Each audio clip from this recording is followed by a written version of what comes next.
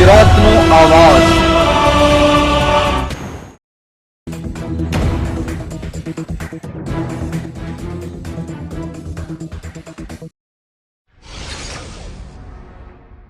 ભરૂચ જિલ્લાના આમોદ તાલુકાના બુવા ગામના તળાવમાંથી મગરનું રેસ્ક્યુ કરાયું। મગરનું મેડિકલ ચેકઅપ કરાવ્યા બાદ નૈસર્ગિક વાતાવરણમાં છોડી મૂક્યો। ભરૂચ જિલ્લાના આમોદ તાલુકાના બુવા ગામના તળાવમાં મહાકાય મગર હોવાથી ગામના લોકોમાં ફફડાટ ફેલાયો હતો, જેથી બુવા ગામના તલાટીએ આમોદ વન વિભાગને લેખી જાણ કરી હતી। આમોદ વન વિભાગની ટીમ તથા જીવદયા કાર્યકરોએ સાથે મળી તળાવમાં રહેલા મહાકાય મગરનું રેસ્ક્યુ કરી બહાર કાઢ્યો અને નૈસર્ગિક વાતાવરણમાં મુક્ત કર્યો હતો।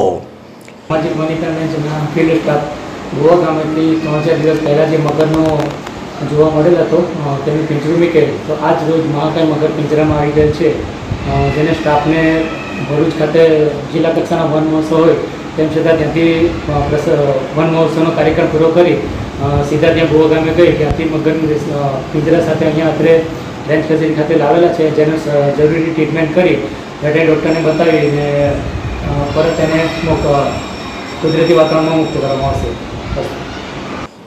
જાણવા મળતી માહિતી અનુસાર આમોદ તાલુકાના બુવા ગામના તળાવમાં એક મહાકાય મગર હોવાની આમોદ વન વિભાગની કચેરીએ ગામના તલાટીને લેખી જાણ કરી હતી, જેથી ભરૂચ ખાતે યોજાયેલા 75મા વન મહોત્સવની ઉજવણી કર્યા બાદ તાબડતોબ range forest officer Ramesh Chauhan તથા ફોરેસ્ટર જશુભાઈજી પરમાર, બીટગાર્ડ અનિલ પઢિયાર, વિપિન પરમાર તેમજ જીવદયા કાર્યકર અનિલ ચાવડા અને અંકિત પરમારને સાથે રાખી ભારે જહેમત બાદ મહાકાય મગરને તળાવમાંથી બહાર કાઢી રેસ્ક્યુ કર્યો હતો।